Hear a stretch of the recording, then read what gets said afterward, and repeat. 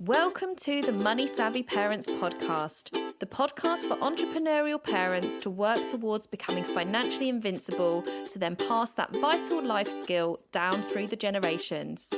I am your host, Laura, mother to 3 beautiful children and founder, financial strategist for Savvy Peacocks.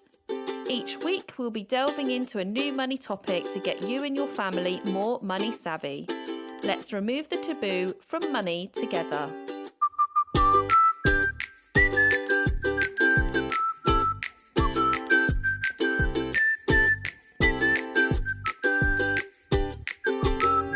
Hello, welcome back to the podcast. Great to have you with me. Today, we're going to be talking about the earning potential for our young adults.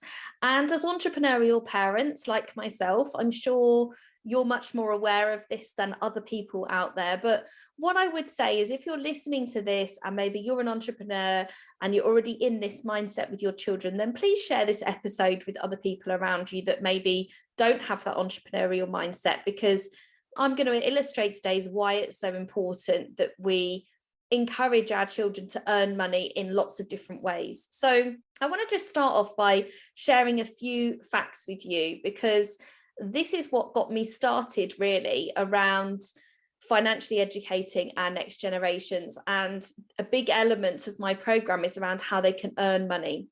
So when I started investigating this, I actually discovered that in 2021, on average, there were 450,000 young people unemployed.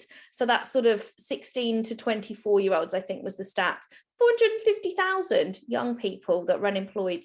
And funny enough, when I started, I was offered a Kickstart position. When I started that process of looking for a Kickstarter, which is somebody that's in this age bracket, I was really surprised at the amount of people that are coming out of education and then struggling to find work. And actually the level of applicants that I got was fantastic.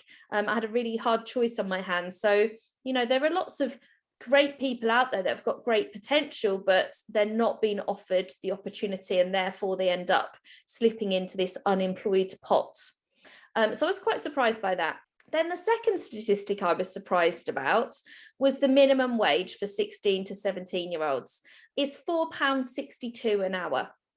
So let's say, I think the maximum they can work is 25 hours a week. That's £115.50 a week is the maximum that they can earn. And obviously at that rate, they're not going to pay tax and national insurance or anything. But 25 hours is quite a lot of their time in a week. And often to be able to earn that kind of money, they're doing things that maybe aren't going to add value to their future, or they might find particularly physically stressful and physically tiring. So your typical one, isn't it, is newspaper deliveries, or maybe they want to go and work at a local market, or maybe the opportunity is for them to go and work in a local shop or a newsagent's. And it's hard work for £4.62 an hour, and for not a huge amount of money. So this got me thinking, surely our 16 and 17-year-olds could earn more than £4.62 an hour by just turning their passion or their idea into earning potential. And the amount of ideas that have come out of talking to this age range around earning money and what that means for them and what they can do with that is incredible, really. They're so switched on to different ideas, different ways in which they can make money just by using maybe what they're passionate about. So I've met some youngsters that are really passionate about music, and so they've wanted to then earn some money from maybe doing some events and gigs in the evenings or the weekends. I've met quite a few that have already got that entrepreneurial spirit. So they've maybe started offering a service to their local community, washing cars, that kind of thing. But really, the options are limitless. So if you're listening to this and you're thinking, yeah, £4.62, like I'm pretty sure that my 16 or 17-year-old could earn money turning their passion or their ideas into earning money, working less hours, not being so physically drained, which we've got to be careful of when they're studying. It's such a pivotal age, isn't it? And doing something that they're actually really passionate about, that's going to add value to their future, not something that's just, it's not going to add, doing a newspaper round or helping the milkman is not going to help their earning potential in the future. And the other thing with this as well is that I think since the pandemic, we've all learned that anything can happen. And even if our next generation are going into a 9 to 5, which, by the way, I think there'll be less going into a 9 to 5 than there would have been historically. But let's say even if they are, and that's the way life takes them, chances are they're probably not going to be commuting into work. They need to understand that they might have a little bit more time on their hands because they're not doing that commute into work.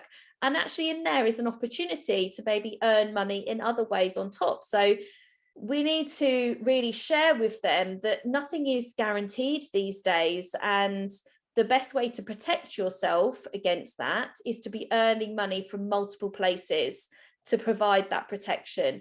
In actual fact, I'd go as far as to say that running their own business is probably actually more secure than going into employment, particularly like redundancies, furlough, all that stuff that's going on. So whereas if they're earning, if they're running the business themselves, it's within their gift as to how well that performs.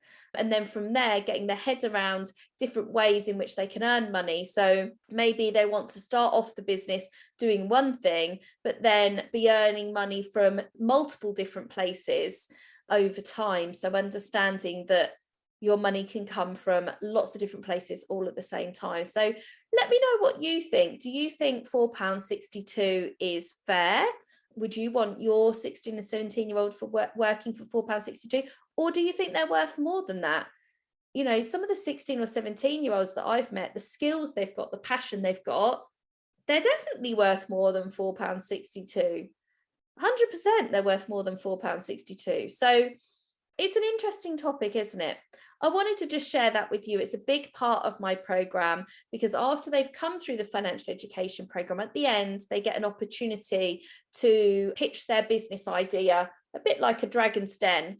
And I give them some resources and tools into how they can position that and what things to consider if you're looking at starting a business. But then from there, they get an opportunity to come into my Savvy Academy, which is a place in which I mentor them for their first 6 months in business. They get their ideas off the ground and get everything in place in the right order that's there for the longevity. So if that's something that interests you, then please send them my way, because I think that is the only way that we're going to be able to provide protection and really maximize our earning potential for our next generations. Let me know if that resonates with you, if you agree or don't agree. I would love to hear from you. And whatever you're up to today, I hope you have a great day. Bye-bye.